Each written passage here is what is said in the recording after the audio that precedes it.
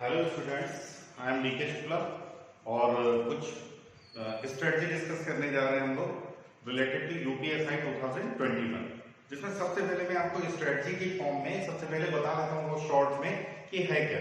तो अगर मैं यूपीएसआई की बात करता हूँ तो लगभग 400 मार्क्स का टेस्ट है, जिसमें 4 सेक्शन है और टफ चीज ये है कि सेक्शनल कट ऑफ है। हर एक सेक्शन को अलग अलग भी क्वालिफाई करना है और टोटल मार्क्स में भी क्वालिफाई करना है, इसलिए थोड़ा सा एग्जाम कठिन हो जाता है। एक पॉजिटिव और नेगेटिव चीज, जिसे पॉजिटिव भी बोल सकते हैं नेगेटिव भी बोल सकते हैं, कि इसमें there is no negative marking, इसमें कोई भी नेगेटिव मार्किंग नहीं है। लेकिन नेगेटिव मार्किंग का मतलब ये नहीं है कि आप तुक्के के हिसाब से प्रिपरेशन करने लगोगे। प्रिपरेशन आपको अपनी स्ट्रेटजी और इन्हीं सारे टैक्स को लेकर करनी है। तो सबसे पहले मैं बता देता हूँ 400 मार्क्स का टेस्ट है, जो टोटल मार्क्स है वो 400 का है और 400 मार्क्स को 4 पार्ट में डिवाइड किया गया है। 4 पार्ट में डिवाइड किया गया और चारों पार्ट में अलग अलग मुझे बाइफरकेट करना है। जैसे फर्स्ट है हमारा जनरल हिंदी, जिसमें हम हिंदी के बारे में डिस्कशन करेंगे। तो जनरल हिंदी जो है वो हमारी कितने नंबर की है? 100 नंबर की, 100 मार्क्स की। फिर नेक्स्ट है हमारा मूल विधि संविधान सामान्य ज्ञान, जिसमें बेसिक लॉज हम पढ़ते हैं। उन बेसिक लॉज को भी तैयार करना है और वो कितने का है? 100 मार्क्स का। द नेक्स्ट वन मानसिक अभिरुचि परीक्षा, मानसिक अभिरुचि परीक्षा वो भी 100 नंबर की है। And the next one and the last तार्किक परीक्षा, जिसे हमको प्रिपेयर करना है, मानसिक योग्यता और तार्किक परीक्षा 100 नंबर की। अब इसमें है क्या, दो तरह से मुझे तैयार करना है कि इसमें मिनिमम कट ऑफ कितना है? 35%, मतलब 35 मार्क्स लाना जरूरी है। देन ओनली मैं क्वालिफाई कर सकता हूं एग्जाम के लिए। ऐसे ही इसमें 35%, 35%, 35% सब में लाना है। 35% का मतलब कितना होता है? 35 मार्क्स होते हैं, 35 मार्क्स होते हैं। और अगर मुझे ओवरऑल पेपर का पास आउट करना है तो इन सबको क्यूमुलेटिव मुझे कितने लाने हैं? मिनिमम 50% मार्क्स लाने हैं। किसके 50%? जो 400 मार्क्स का है हमारा। तो इसका अगर 50% निकालते हैं तो कितना आ जाता है? 200। तो मिनिमम मुझे 200 मार्क्स लाने ही है। कुछ इससे थोड़ी सी ऊपर की हमें प्रिपरेशन करनी है और मुझे ऐसा लगता है कि इसमें मुझे कम से कम कितने मार्क्स लाने चाहिए? 240 से 250 मार्क्स तक लाने चाहिए। तब हम एक अच्छी स्ट्रेटजी के साथ और आगे बढ़ पाएंगे। जब हम रिटन एग्जाम क्वालिफाई कर लेंगे, जब हम रिटन एग्जाम क्वालिफाई कर लेंगे जो ऑनलाइन मोड में होने वाला है, तो फिर उसके बाद डॉक्यूमेंट वेरिफिकेशन और फिजिकल टेस्ट होगा। Physical and last one physical efficiency test, जिसमें आपकी मानसिक दशा भी देखी जाएगी, क्योंकि अगर आप पुलिस बन गए और मानसिक दशा अच्छी नहीं है तो पब्लिक को परेशान करने लगेंगे। तो ये हमारा मोड है। जो अगर मैं इस पूरे एग्जाम को 3 पार्ट में डिवाइड कर दूं तो लगभग 70% वेटेज हमारा किसका है? रिटन एग्जाम का है। तो सबसे फर्स्ट हर्डल और सबसे टफ हर्डल हमारा क्या है? रिटन एग्जाम है। सबसे पहले हमको रिटन एग्जाम को क्वालिफाई करना है, रिटन एग्जाम को देखना है, उसके बाद बाकी चीजों की तरफ मूव करना है। तो अभी इस डिस्कशन को मैं यही रोक देता हूं। बीच बीच में मैं बताता रहूंगा आपको कि क्या करना है और कैसे करना है। जब भी पढ़ने बैठना है रजिस्टर कॉपी होनी चाहिए ऑनलाइन। का मतलब ये नहीं है कि आप वीडियो देख रहे हो, this is not a movie series, ये कोई मूवी सीरीज नहीं है। इसके लिए हमको पेन और कॉपी लेके बैठना पड़ेगा और जो जो चीजें हैं उन सब चीजों को जहां पर भी जरूरत पड़ेगी वहां नोट डाउन करना। यही एक तरीका है जिससे आप सीख सकते हो। अगर आप कोई चीज देख रहे हो और लिख के साथ साथ कर रहे हो तो दोनों में ये डिफरेंस होता है कि 5 बार देखना और 2 बार लिखने के बराबर होता है। तो जितना ज्यादा से ज्यादा आप लिख सकें उतनी कोशिश करिए। जितना ज्यादा लिखेंगे उतना ज्यादा समझ में आएगा। अपने खुद के बनाए हुए नोट्स की बात अलग होती है, अपने दिमाग से बनाए होते हैं तो उनको आप ज्यादा अच्छा एक्सप्लेन कर पाते हैं। ठीक, इन्हीं वर्ड्स के साथ स्टार्ट करते हैं। और हमारा first chapter what we are going to discuss is number system. जो फर्स्ट चैप्टर है हमारा दिस इज नंबर सिस्टम, जिसे हम संख्या पद्धति के नाम से भी जानते हैं। कोशिश करूंगा कि हिंदी और इंग्लिश मीडियम दोनों एक साथ सीख पाए। तो सबसे पहले मैं बात करता हूं नंबर सिस्टम। नंबर सिस्टम जिसे हम संख्या पद्धति भी बोलते हैं। संख्या पद्धति का सीधा सीधा मतलब ये होता है कि कितनी तरह की हमारी संख्याएं होती हैं, कितनी तरह की हमारी संख्याएं होती हैं, उन सबका डिस्कशन हमको करना है। उनसे किस तरह से कैलकुलेशन कर सकते हैं, कब क्या चीजें आएंगी, उन सारी चीजों के बारे में बात करनी है। And since this is our first class, पहली क्लास है, तो सिर्फ आपको छोटे छोटे से डेफिनेशन बताता हूं जिससे कि आपको पढ़ना आ जाए कि हमें क्या पढ़ना है और जो लिखा हुआ है उसका मीनिंग क्या है। डन। तो सबसे पहले संख्या पद्धति होती है या फिर संख्या की बात कर लेते हैं, किसी भी नंबर की बात कर लेते हैं, किसी भी नंबर की बात कर लेते हैं, तो दो तरह के नंबर होते हैं। एक होते हैं हमारे रियल नंबर, जिसे हम वास्तविक संख्या भी बोलते हैं, संख्या, और दूसरा होता है हमारा इमेजिनरी नंबर, जिसे हम अवास्तविक संख्या भी बोलते हैं, संख्या भी बोलते हैं। इसको मैं वीडियो के सबसे लास्ट में आपको डिफाइन करूंगा कि इमेजिनरी नंबर क्या होते हैं। बाकी जितनी देर हमारी क्लास चलेगी, in whole of the class we will discuss only about the real number. केवल हम किसके बारे में डिस्कशन करेंगे? रियल नंबर के बारे में डिस्कशन करेंगे, क्योंकि जो इमेजिनरी नंबर होते हैं उसके बहुत ज्यादा डिस्कशन आपके सिलेबस पे नहीं है, सम्मिश्र संख्या आपके सिलेबस में नहीं है। तो हम सिर्फ और सिर्फ किसके बारे में बात करते हैं? रियल नंबर के। जितना भी डिस्कशन है अभी करेंगे वो सारा का सारा रियल। तो मैं एक मेन हेडिंग यहाँ पर डाल देता हूँ, एक मेन हेडिंग यहाँ पर डाल देता हूँ रियल नंबर, एक मेन हेडिंग यहाँ पर डाल देता हूँ रियल नंबर। और रियल नंबर में सबसे पहले हमारा नंबर आता है first, natural number. Natural number जैसा कि नाम से प्रतीत हो रहा है, नेचुरल नंबर प्राकृतिक संख्याएं, इसको क्या बोलेंगे? प्राकृतिक संख्याएं। सीधे सीधे याद रखना है, जो हमारे काउंटिंग नंबर है। मेरे कमरे में चेयर रखी हुई है, कैसे बताएंगे? 3 चेयर्स है, 4 चेयर्स है। क्या ये बोल सकते हैं कि 0 chairs are there in the room? क्या 0 चेयर रूम में पॉसिबल है? -3 पॉसिबल है, -5 पॉसिबल? Not possible. सिर्फ कैसे हो सकती है? Positive chair. तो जो काउंटिंग नंबर होते हैं उन्हीं को हम क्या बोलते हैं? Natural number. जो हमारे काउंटिंग नंबर होते हैं, काउंटिंग नंबर्स, गिनने वाले numbers are known as natural number. गिनती की जो संख्याएं होती हैं, गिनती की संख्याएं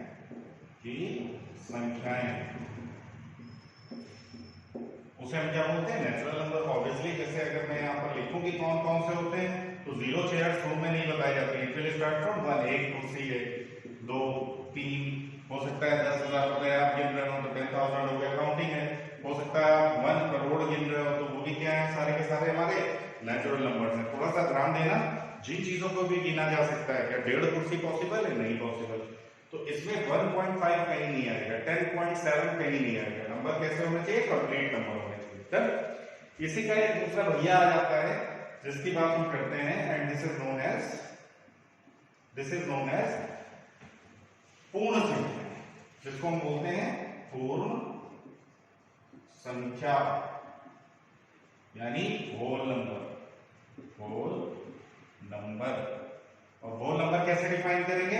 बस इसमें क्या जोड़ देंगे? 0 और जोड़ देंगे। काउंटिंग नंबर्स में क्या जोड़ देंगे? 0 और ऐड कर देंगे। तो this will start from 0, 1, 2, 3, 4 and so on. चाहे ये इतना हो जाए तो भी ये हमारा क्या है? Whole number. तो अगर मैं बात करूं सिर्फ 2 के बारे में अगर डिस्कशन करूं तो 2 हमारा नेचुरल नंबर भी है और होल नंबर भी है। 2 हमारा नेचुरल नंबर भी है, होल नंबर भी है। तो इस तरह से इन दोनों को हम डिफाइन करते हैं, पूर्ण संख्या को। उसके बाद नेक्स्ट हमारा आता है पूर्णांक संख्याएं। नेक्स्ट हमारा आता है पूर्णांक संख्याएं।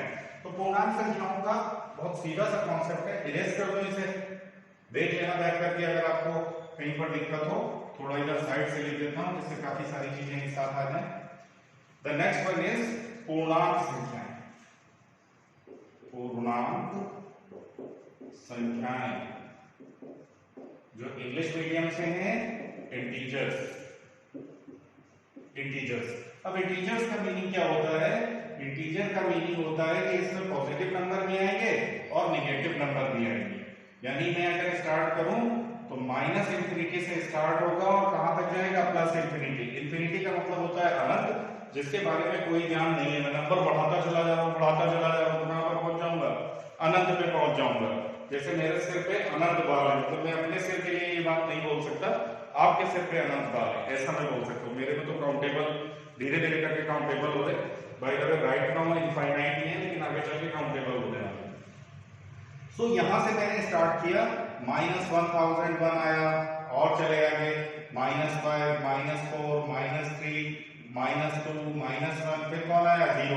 और 0 से आगे चले तो 1 2 and so to 1000 and so to कहां तक चले जाएंगे, पॉजिटिव तक चले जाएंगे। इंटीजर को रिप्रेजेंट किससे करते हैं, आई से। दो तरह का होता है, एक होता है हमारा पॉजिटिव इंटीजर और एक होता है हमारा निगेटिव इंटीजर। जो पॉजिटिव नंबर्स काउंट कर रहे हैं वो पॉजिटिव इंटीजर, निगेटिव इंटीजर, और कंबाइंडली दोनों को क्या बोल दिया, सिर्फ इंटीजर बोल दिया। तो इनको मैंने क्या बोल दिया, पूर्णांक संख्याएं। इसे मैंने क्या बोल दिया, पूर्णांक संख्याएं। संख्याओं को रिप्रेजेंट करने का हमारा एक और ढंग होता है कि अगर संख्या 2 से कट जाती है तो क्या बोलेंगे, और अगर संख्या 2 से नहीं कटती तो क्या बोलेंगे। तो इसका डिस्कशन कर लेते हैं। जो संख्या होती है हमारी, जो हमारी संख्या होती है, ये फर्दर मैंने दो पार्ट में डिवाइड कर दिया। एक को बोला मैंने सम संख्या, सम संख्या, और दूसरे को बोला विषम संख्या, विषम संख्या। कैसे बाइफिकेट करेंगे, तो सम संख्या those numbers which are divisible by 2, जो संख्याएं 2 से कट जाए, 2 से कट जाए। कट जाए का मतलब होता है पूरा पूरा भाग चला जाए, डिविजिबल कट जाए, उन्हें हम क्या बोलेंगे, सम संख्या। जो संख्याएं, किसी का भैया आया तो ये करेगा वो ये नहीं करेगा, जो संख्याएं 2 से ना कटे, 2 से ना कटे, उन्हें क्या बोलेंगे, विषम संख्या। उन्हें क्या बोलेंगे, विषम संख्या। Those who belong to English medium, even numbers, even numbers, odd numbers, those which are divisible by 2, even number does not divisible by 2, odd number। अगर मैं यहां पर एग्जांपल लिखता हूं तो 2 4 6, 2 का पहाड़ा पर डालो, 4 का पहाड़ा पर डालो, 8 का पहाड़ा पर डालो, सारे के सारे क्या होते हैं,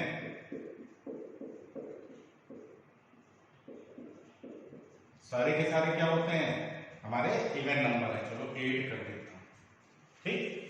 फिर विषम संख्या जो ना कटे, 3 का पहाड़ा पढ़ लो, 3, फिर 9, फिर 11 17, जो 2 से ना कटे, वो सारे के सारे नंबर्स हमारे कैसे हो जाते हैं, विषम संख्या हो जाती है। अगर कोई कभी आपसे पूछ ले कि सम संख्याओं के नंबर बताओ कितने होते हैं, तो ये इनफाइनाइट सेट है, अनंत सेट है। जितना मैं लिखता चला जाऊं उतना आगे तक चलता चला जाएगा, कभी भी खत्म नहीं होगा। तो सम संख्याओं का जो सेट बनेगा, समुच्चय बनेगा, वो कैसा होगा, इनफाइनाइट होगा, अनंत समूह होगा। विषम संख्याओं का अगर फाइंड आउट करने लगूं तो अनंत समूह होगा, रियल नंबर का फाइंड आउट करूं तो अनंत होगा। पूर्णांक संख्याएं, पूर्ण संख्याएं, सारे के सारे कैसे हैं, अनंत। सारी की सारी संख्याएं कैसी हैं, अनंत है। जहां तक चलते चले जा रहे वहां तक चलते मिल जाएंगे, ठीक। अब इसके बाद में आया भाज्य संख्याएं। नेक्स्ट इज भाज्य संख्याएं, नेक्स्ट इज भाज्य संख्याएं। जैसा नाम बता रहा है कि जो अपने और एक के अलावा भी किसी से कट जाए, किसी से कट जाए।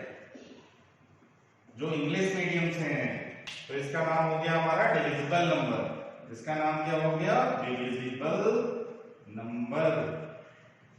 मतलब जो नंबर किसी से कट जाए उसको मैं क्या बोलूंगा, भाज्य संख्याएं बोलूंगा। भाज्य संख्याएं हमारी सम और विषम दोनों हो सकती हैं, दोनों हो सकती हैं। मतलब क्या हुआ,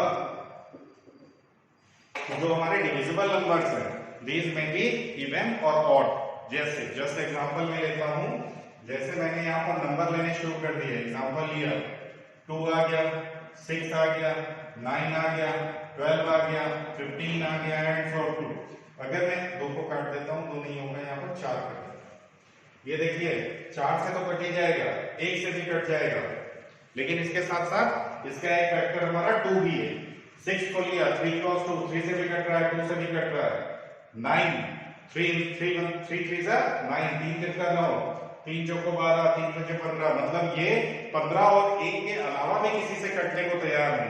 तो ऐसी संख्याओं को क्या बोलते हैं, भाज्य संख्या। अगर भाज्य है तो इसके साथ इसका भैया भी आएगा और उसका नाम क्या हो जाएगा, अभाज्य संख्या, कहीं यहीं पर कर देता हूं अभाज्य संख्या, यहीं पर कर देता हूं अभाज्य संख्या, अभाज्य संख्या नॉन डिविजिबल नंबर, जो किसी से कटे ना, सिर्फ खुद से कटे या फिर 1 से कटे, जिनका फैक्टर आइदर 1 और इटसेल्फ, खुद हो या फिर 1 हो, तो उसको क्या बोलेंगे अभाज्य संख्या।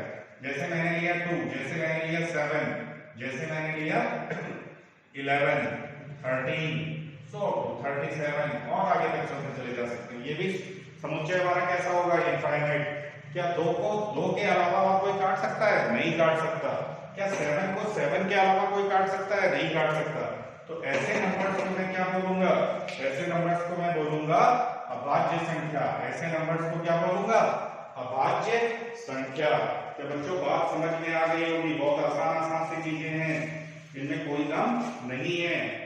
ये सारी की सारी डेफिनेशन है। जब हम क्वेश्चन करेंगे तो आपको इन सारी की सारी चीजों की प्रैक्टिस करनी पड़ेगी। जरा एक बार देख लो, नजर डाल लो इस पूरी स्क्रीन पे, उसके बाद हम आगे चलते हैं। Now the next topic is prime और को prime number. The next topic is prime और को प्राइम नंबर। तो सबसे पहले को प्राइम नंबर की मैं बात करता हूं। First we will discuss about the को प्राइम नंबर। थोड़ा सा अगर ध्यान देंगे, एक दो बार देखेंगे तो आपको सब चीजें समझ में आ जाएंगी। बहुत आसान सा है, बहुत आसान सा है। ठीक, तो नेक्स्ट आता है हमारा असहभाज्य संख्याएं।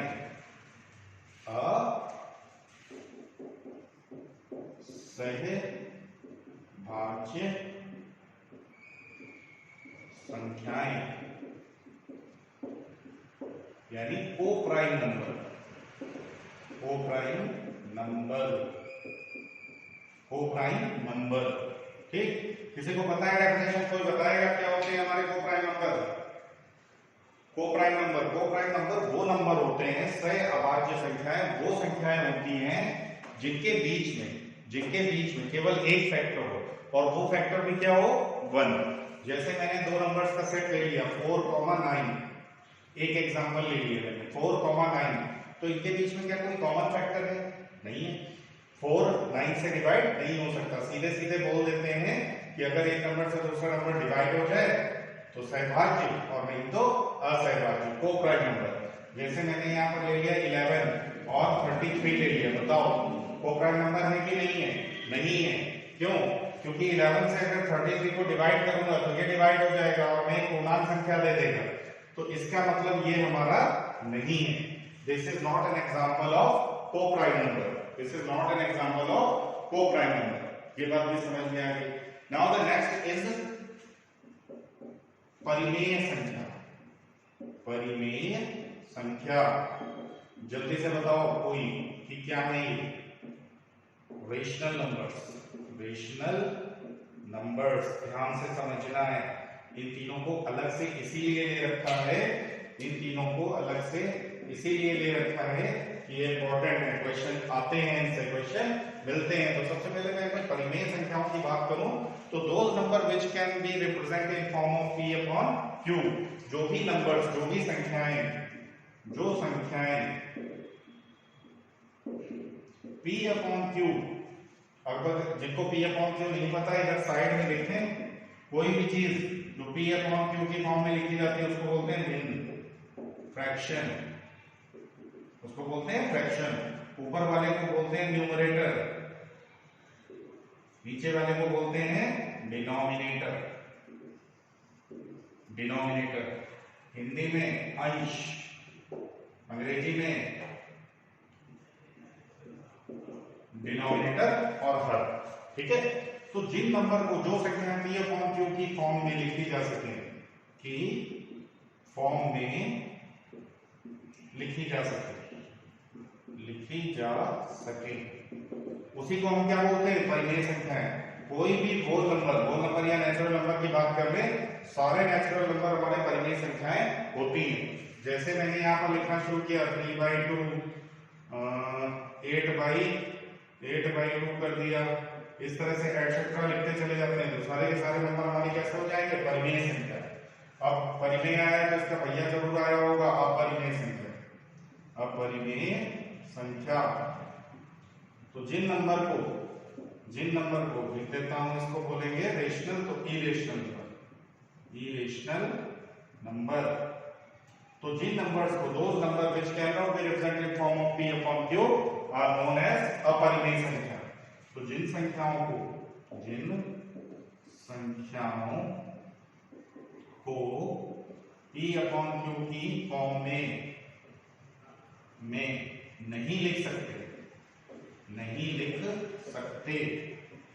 उन्हें हम क्या बोलते हैं, अपरिमेय संख्या बोलते हैं। जनरली जो संख्याएं हमारी अंडर रूट के अंदर आती हैं, अंडर रूट 7 आ गया, अंडर रूट 113 आ गया, ये सारी संख्याएं हमारी कैसी हो जाती हैं, अपरिमेय संख्या हो जाती है। पहचानने का बहुत अच्छा सा है, अंडर रूट के अंदर अगर कंप्लीट नंबर ना आ रहा हो, तो उसको हम क्या बोलते हैं, अपरिमेय संख्या। अब इसके बीच में मैंने गैप इसलिए छोड़ा है कि बुक्स में बस इतनी डेफिनेशन लिखी होती है, केवल इतनी डेफिनेशन लिखी होती है। इन डेफिनेशन के अलावा भी इसको थोड़ा सा डिफाइन करते हैं जो परिमेय संख्याएं होती हैं। जैसे कि मैंने बात किया, मैंने लिख दिया 10/3 और इसको डिवाइड करना शुरू किया, तो 3 त्रिका 9, 3 त्रिका 9, 3 3 9 9 9 ये आया। और अगर मैंने कहीं पर कर दिया, जैसे मैंने कर दिया 9/7 कर दिया, डिवाइड करना शुरू करते हैं, 7 एकम 7, कितना बचा 2, 7 दूनी 14, कितना बचा 6, 7 बटे 56, कितना बचा 4, 7 बचे 35, कितना बचा 5, 7 सत्ते 49 एंड सो वैसे आता है। तो जिनमें डेसिमल हमारे या तो टर्मिनेटिंग हो, खत्म हो जाए, या फिर अपने आप को रिपीट करने लगे। देखो यहाँ पर रिपीट हो रहे हैं, 1 2 3 3 3 3 3 आता चला जा रहा, repeat. It is not necessary कि 3 3 ही आए, 1 2 3 1 2 3 1 2 3 ऐसे भी आ सकता है। तो जिनमें रिपीटिंग डेसिमल है वो संख्याएं कैसी होती हैं, परिमेय, रेशनल होती है। ये याद रखना, क्वेश्चन यहीं से पूछा जाता है। और जिनमें नॉन रिपीटिंग, देखिए रैंडम संख्या आ रही, 2 आ गया, 8 आ गया, 5 आ गया, 7 आ गया, ऐसे ही आगे तक बदलती चली जाएंगी, तो ऐसे नंबर को क्या बोलते हैं, इरेशनल नंबर बोलते हैं। फिर से डिफाइन कर देता हूं, ये तो बेसिक बात है कि p अपॉन q की फॉर्म में रिप्रेजेंट किया तो परिमेय संख्या, नहीं कर पाए तो अपरिमेय संख्या। लेकिन इससे क्वेश्चन थोड़ा सा कम पूछा जाता है, इससे ज्यादा पूछा जाता है। p अपॉन q की फॉर्म में ये भी है, p अपॉन q की फॉर्म में ये भी है, लेकिन ये रेशनल और ये इरेशनल। कैसे पता किया, डिवाइड करके देख लिया। देखिए अगर रिपीटिंग आ रहा है, जो पैटर्न हमारा आ रहा है, अगर रिपीटिंग आ रहा है तो कैसा हो जाएगा, रेशनल। और अगर नॉन रिपीटिंग आ जाए, नॉन रिपीटिंग या फिर रैंडम आ जाए, रैंडम का मतलब कुछ भी आ जाए, रैंडम आ जाए, तो क्या बोलते हैं हम, इरेशनल नंबर्स बोलते हैं। तो ऐसी कंडीशन में क्या बोलते हैं, इरेशनल नंबर्स या अपरिमेय संख्याएं बोलते हैं। अब वीडियो के बिल्कुल शुरू में मैंने आपसे बात किया था कि दो तरह के हमारे नंबर्स होते हैं, एक नंबर हमारा कैसा होता है, रियल नंबर, और दूसरा नंबर कौन सा होता है, इरेज कर दो, सब लोगों ने अब तक स्क्रीनशॉट वगैरह ले लिए होंगे। तो फिर से मैं इसको रिवाइज कर देता हूं।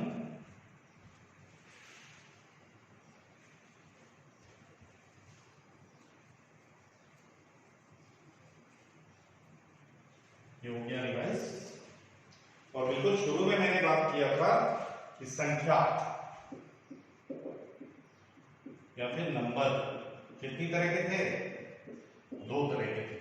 एक था हमारा रियल नंबर और एक था हमारा इमेजिनरी नंबर। ठीक, अगर मैं फिर से इसको रिप्रेजेंट कर दूं तो रियल नंबर को मैंने क्या बोला था, वास्तविक संख्या,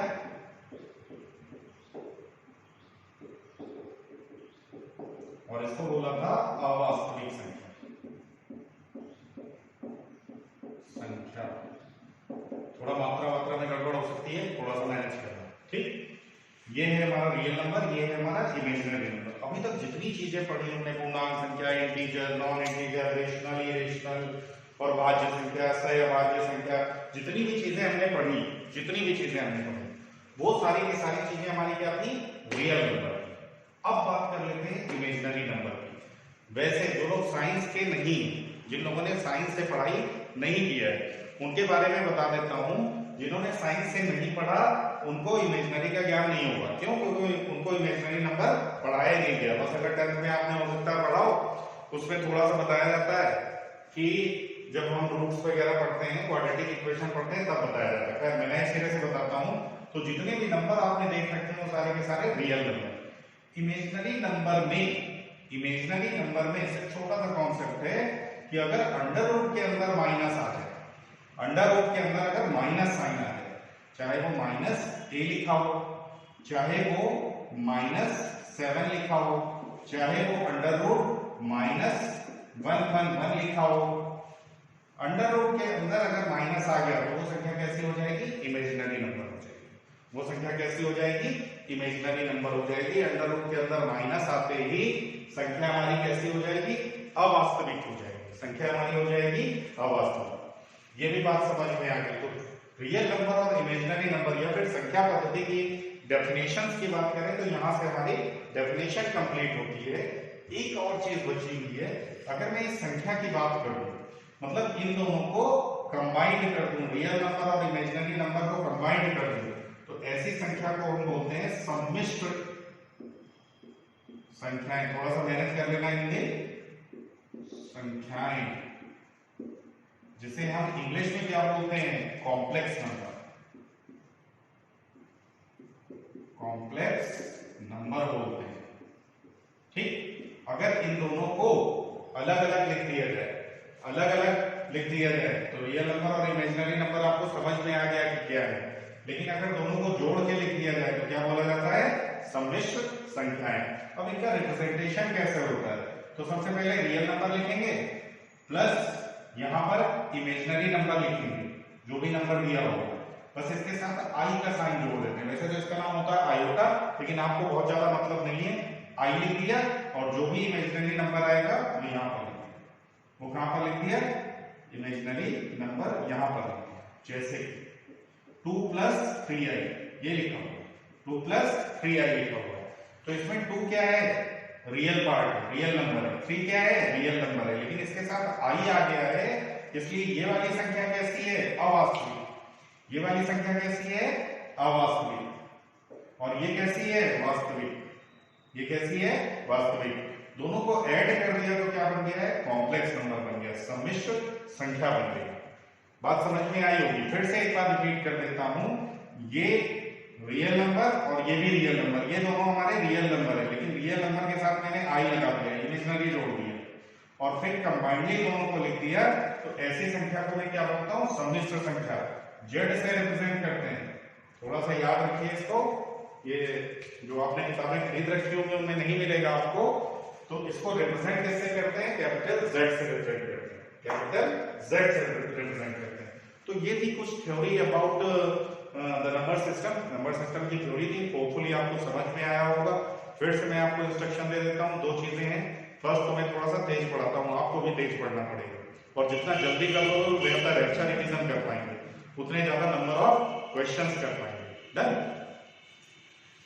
उसके साथ ये चीज जरूरी है कि आप जब भी पढ़ने बैठे, not only mathematics, reasoning, nothing, कुछ भी पढ़ने बैठे तो अपने साथ कॉपी और पेन जरूर रखें। ऐसा नहीं कि रफ कॉपी भतीजे से मंगा लिए कि दे दे कॉपी, चलो उसमें लिख लिया, कि किसी से मंगा लिए कि 2-2 लिख लेते हैं। ऐसे नहीं, पर्सनली कॉपी बनाओ। 200 पेज की रजिस्टर खरीदो, या फिर जो हार्ड बाउंड आते हैं, स्पाइरल बाइंडिंग के साथ आते हैं, वैसे रजिस्टर खरीदिए। पेन रखिए साथ में, और जब भी लिखिए पढ़िए तो कुछ ना कुछ नोट डाउन जरूर करिए। इसको अपनी हॉबी बनाइए, इसको अपनी हैबिट बनाइए, और फिर उसके बाद आप देखेंगे कि जब दोबारा आप इस चीज को रिपीट करेंगे तो आपको मजा आ जाएगा, आपको याद आ जाएगा, मेमोराइज हो जाएगा कि क्या है। डन। तो आज इसी के साथ बस इतना कंप्लीट रखते हैं, और इसी के साथ ये लेक्चर एंड करते हैं। इसकी जो न्यूमेरिकल प्रॉब्लम्स हैं, तरह तरह के जो क्वेश्चन पूछे जाते हैं, what we will discuss in our next time. Okay, see you बच्चों, see you in the next time.